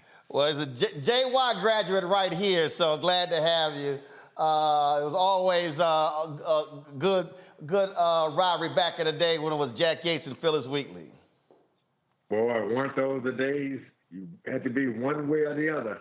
Absolutely. Well, my parents are watching. They're Yates graduates. My dad will be 76 next year. You're 74. So, yeah, it definitely was the case then. So let's talk about this here. I mean, obviously, you know, when one story is told on the big screen, it's a whole lot you're trying to put into 2.5 hours. Why did you consent to want your story on the big screen? They told me they had to cut a lot out, and I told them, look, I wish I could have cut a lot out of my life too as well. Too rough, but it was the right time for the movie. For now, I've been a minister at the Church of the Lord Jesus Christ, and you go so many years trying to hide your life, then you realize before you lose it, you better reveal some things that can help others. And again, the movie doesn't shy away from,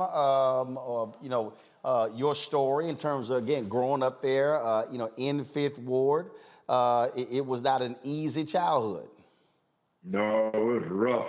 My mom having to play father and mother at the same time, and then going without so many things. I didn't even grow up with hope. You'd be surprised at the amount of people can exist without hope. It didn't like potential and success. Words did not even flow by my mind until later on. You know, we look at what's happening today. That was a that was a shooting at a Sweet 16 party in Alabama. 4 folks were killed. You got 5 young black men who have been arrested, for that. And the reality is, so many young brothers have gotten into trouble, going through prison systems, spending their lives in prison, throwing it away. I mean, you were one of those young brothers who was on that path. Yeah, you got to find hope, and most importantly, you got to find people who believe in you and who are sincerely believe in you. It change you. I'm gonna get in trouble. Too many depending on me. It can happen. They can change the world. I never lose hope. And you talk about that hope, and so what's interesting is that for a lot of people, they think about, okay, again, the fights with Ken Norman, fights with Ali, and then, of course, later regain the heavyweight championship. But a lot of people don't talk about when you went to the Olympics representing the country and winning a gold medal. The only thing there's nothing that I'm more proud of than that moment. I was a 19-year-old boy. I'd never had a dream to come true. Standing on that platform and listening to the national anthem in the background, sometimes I still wake up and think, did that really happen? It was a dream come true. Wonderful time in my life, winning that gold medal. When you think about even you turning pro and folks calling you a brute, and even when they describe boxing style and how you demolished opponents, does it still pain you to hear folks describe what I call George Foreman 1.0 as opposed to George Foreman 2.0? With life, you got to learn to laugh about everything. Just like reading a good book. Once you turn that page, you go to the next page. You never will get done with it if you keep rereading the same page. It was a fun part of my life. I wish when I was younger I could have appreciated anything and everything people called me, because I was young and had so many things to do. The fight with Ali obviously is such a pivotal one in terms of what so many people associate you with losing that fight. But let's say prior to that, what would you say, was that your most difficult one, or would you say another fight was the most difficult for you? Yeah, I didn't expect to lose that fight with Muhammad Ali. I thought it would be the easiest fight I would have in my career, because I had beaten the guys who had beaten him. So I was shocked and surprised and devastated. But making a comeback with Ron Lyle after that fight, where I was trying to be #1 contender again, that boy beat me up so bad.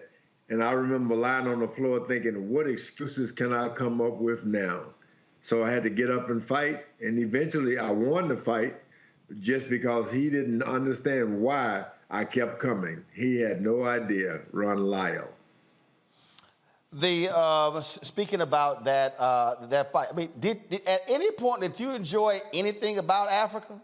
Because again, every time I see one of the documentaries or even the movie Ali, it's as if you were just miserable in the motherland. The people, the government officials came to my home in Livermore, California, and they asked me, would I please allow them to host the championship of the world with Muhammad Ali. It was my decision to go there. They even asked me, hey, whatever you want, George, you can bring your dog, your family. They wanted me to come there. And when I got there, of course, they treated me with a lot of respect and dignity. But look, Muhammad Ali was a popular guy, not just in the United States, but all over the world. You don't try to compete with popularity. I try to compete with my fist only, and lost that too. I'm gonna go to break, and we come back. We'll pick this up. My panelists got some questions as well. The movie, The Big George Foreman, y'all, drops in movie theaters on April 28th. We'll chat more with George Foreman when we come back on Roland Martin Unfiltered on the Black Star Network. I lost my daughter. I didn't know where she was. So I had to figure out how to survive, how to eat, how to live. I don't want to go into the details because she's here, first of all. She may not want me telling that story. But possession of her, the family broke down, fell apart. I was homeless. I had to figure out, I didn't have a manager or an agent or anybody anymore, and I'm the talent. So I got to figure out how to be the agent. I had to figure out, how does business work?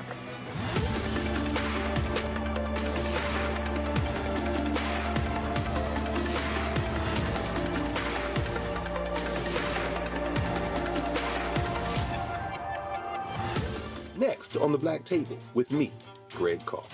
We look at the history of emancipation around the world, including right here in the United States, the so-called end of slavery. Trust me, it's a history lesson that bears no resemblance to what you learned in school. Professor Chris Manjapra, author, scholar, amazing teacher, joins us to talk about his latest book, Black Ghost of Empire, The Death of Slavery and the Failure of Emancipation. He explains why the end of slavery was no end at all, but instead a collection of laws and policies designed to preserve the status quo of racial oppression. The real problem is that the problems that slavery invented have continued over time. And what reparations are really about is saying, how do we really transform society, right? And stop racial violence, which is so endemic. What we need to do about it on the next installment of The Black Table, right here on the Black Star Network. Peace and love, everybody. I'm Purple Wonder Love. Hey, I'm Donnie Simpson. What's up? I'm Lance Gross, and you're watching Roland Martin Unfiltered.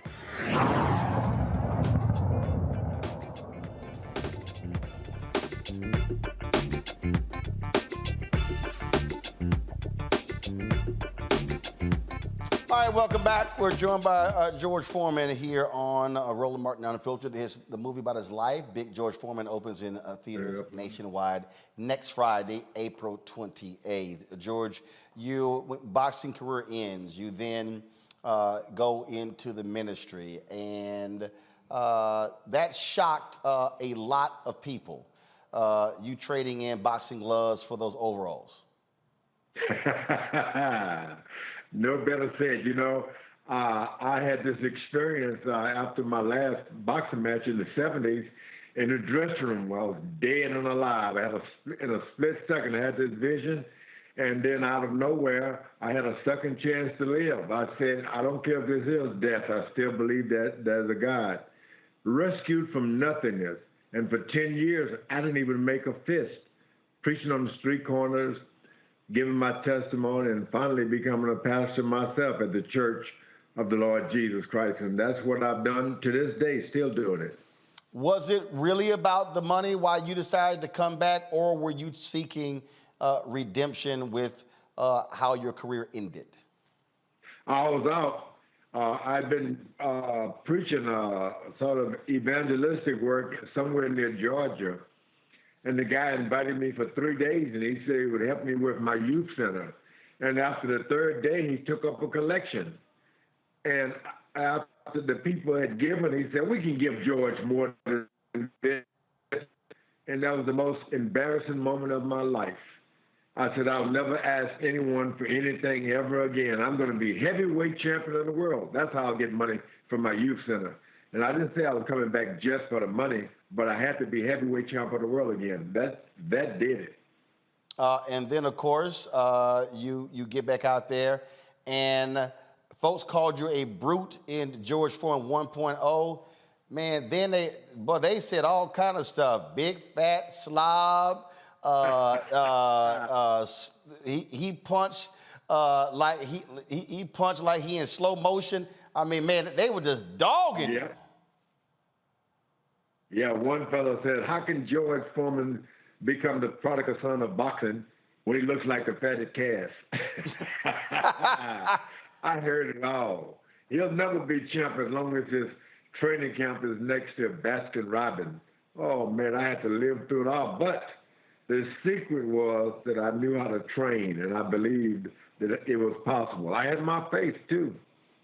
I'm still trying to understand why that boy stood in front of you that late in the doggone match. That man, be like Ali and get on your wheels and just move. Yeah, but sometimes we read and hear so many things, we start to believe things about ourselves, and I guess he's forgotten that I'd had these knockout punches, but he was a tough cookie, Michael Moore. He was there, man. I hit him with some good shots, and he hit me back. So it was a competitive fight to the end. Yeah, Michael Moore, but he was no more after that fight. Questions from my panel. Let's see. Tamia, you're first.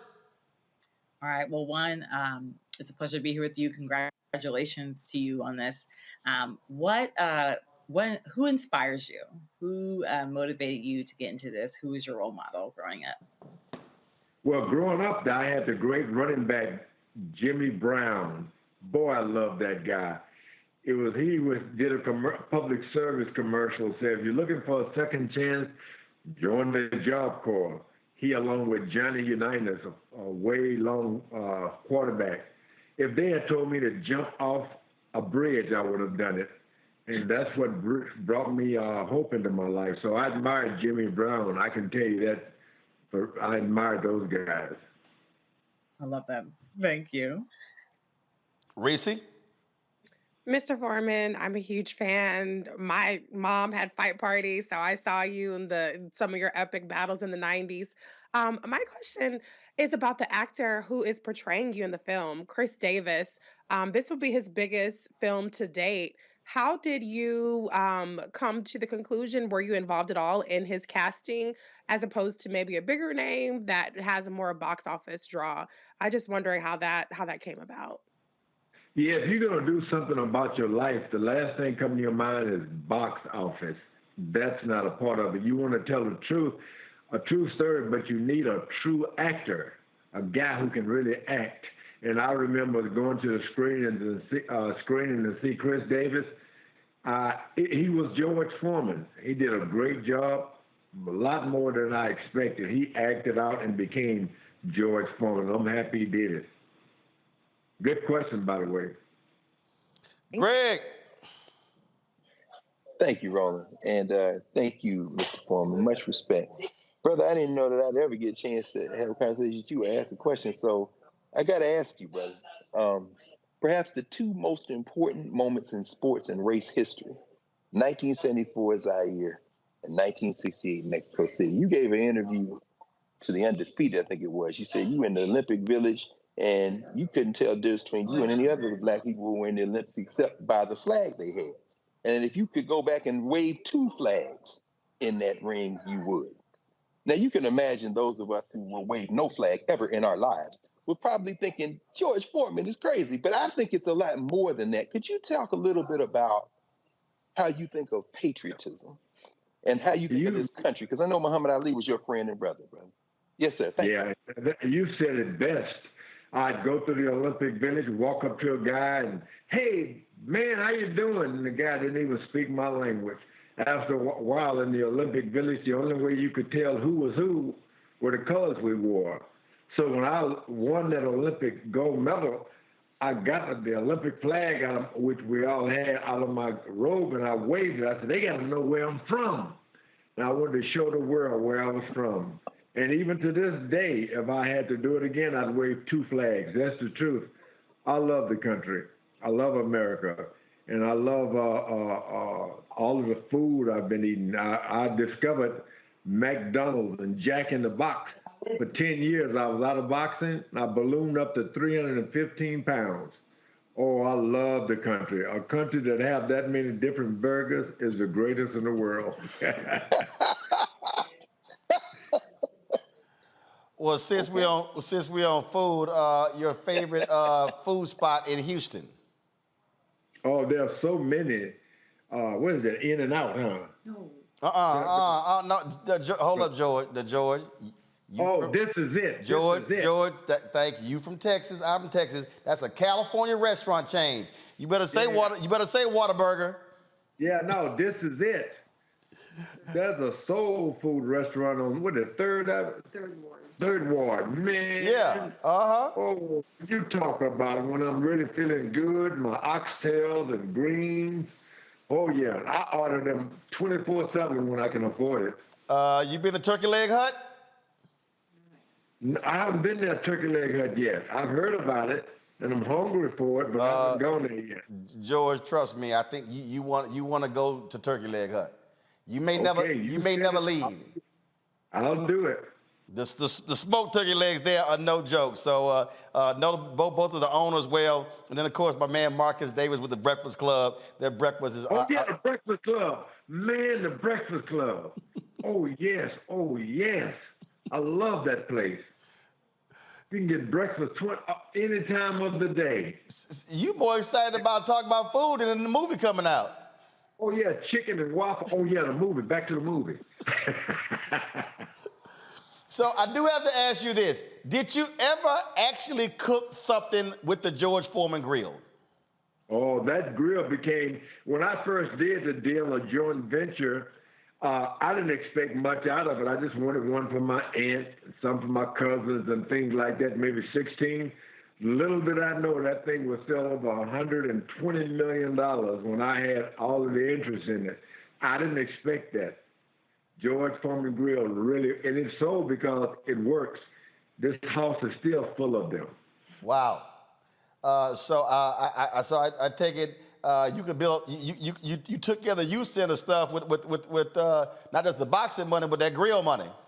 No, that grill money was good, but the grill itself was better than the money. Again, so I'll say this here. What is your thoughts on the current state of boxing, especially the heavyweight division? I mean, that used to dominate. Now you got UFC. Folk don't really pay attention to the sweet science. It's not even remotely as popular as it was in the 70s, 80s, and 90s. Yeah, I think the biggest event that'll ever happen, even in the future, will be a boxing match. There's Deontay Wilder, Tyson Fury, Anthony Joshua. These giants, whenever they get in the ring, it's an exciting moment for me. I still love boxing. Then there's the Canelo Alvarez in the lighter weights. Oh, some great fighters. Mayweather has retired, but wasn't he exciting? Well, look, I agree with you. I don't watch UFC fights. For one, I ain't supporting nothing Dana White does, especially him being a Trump supporter. So that ain't happening. So I still prefer the sweet science of boxing as well. But Deontay Wilder, he better learn some defense because you can't punch all day. You better block something. Boy, he can punch though. Woo. He can. George, the movie opens Big George Foreman. Oh, George, tell your people running your Twitter account they got to unblock me. I don't know why they blocked me. I don't know about anything like that. Yeah, because you can come on anytime. Of all people, love you, man. Oh, man. But tell them they better unblock a brother so I can tweet you. All right, George, it's great to see you. I'm actually in Houston next Friday. I present an annual scholarship, 2 scholarships at Jack Yates High School, so I'll be at JY next Friday at 2 p.m. I'll hit you up when I'm in H-Town. I love coming home and seeing all my family. And my grandmother had a catering business, and so boy, matter of fact, my brother's executive chef. So maybe I'll have. What's your favorite meal? Man, I've never met a meal that I didn't fall in love with. Anything I can get my hand on is good. All right, he's an executive chef, so they make a hell of a bread pudding and some gumbo. My wife is a bread pudding person. I only eat it so that she doesn't eat too much. Well, I'll have to hit my brother Reginald, the executive chef, to put something together for you. Thank you so very much. Big George Foreman, drops in movie theaters, y'all, April 28th. Definitely go out and check it. George, we appreciate it. Thanks a bunch. Thank you. Bye-bye. Folks, that is it for us. Tamia, thanks a bunch. Reese, we appreciate it. Greg Carr, I appreciate it as well. Folks, I will not be here tomorrow. I'm traveling to South Carolina tomorrow for an event on Saturday with Denny's. So let me go ahead and shout out now my wife, Jackie. Tomorrow's our 22nd wedding anniversary. And so, again, I'll be in South Carolina, but I'm back on Saturday. And so we're having their health and wellness event at the University of South Carolina upstate on Saturday morning from 9 a.m. to 1 p.m. And so we're talking mental health and wellness. So looking forward to doing that with Denny's. And so if you're in Spartanburg, come on out to the University of South Carolina upstate at their Fine Arts Pavilion. Folks, that is it. Hope y'all have been enjoying the restreams of the African American Mayors Association. We'll have more of that tomorrow morning. Billionaire Robert Smith talks. And also there's a panel happening with the mayors of the 4 largest cities in America. They're all black. Karen Bass, Los Angeles, Sylvester Turner, my alpha brother of Houston, Eric Adams, New York, Lori Lightfoot of Chicago. We'll have that on the Black Star Network tomorrow as well. So we'll see you then. Y'all take care. Holla! Folks, Black Star Network is here. Oh, no! punch it. I'm real revolutionary right now. Support this man, Black Media. He makes sure that our stories are told. Thank you for being the voice of Black America, Roland. Stay black. I love y'all. All momentum we have now, we have to keep this going. The video looks phenomenal. See, there's a difference between Black Star Network and Black-owned media and something like CNN. You can't be Black-owned media and be scared. It's time to be smart. Bring your eyeballs home. You dig? Pull up a chair, take your seat. The Black Tape with me, Dr. Greg Carr, here on the Black Star Network. Every week, we'll take a deeper dive into the world we're living in. Join the conversation only on the Black Star Network. Hi, I'm Dr. Jackie Hood Martin, and I have a question for you. Ever feel as if your life is teetering and the weight and pressure of the world is consistently on your shoulders? Well, let me tell you, living a balanced life isn't easy. Join me each Tuesday on Black Star Network for A Balanced Life with Dr. Jackie. We're all impacted by the culture, whether we know it or not. From politics to music and entertainment, it's a huge part of our lives, and we're going to talk about it every day right here on The Culture with me, Faraji Muhammad, only on the Black Star Network. I'm Deborah Owens, America's Wealth Coach, and my new show, Get Wealthy, focuses on the things that your financial advisor and bank isn't telling you, but you absolutely need to know. So watch Get Wealthy on the Black Star Network.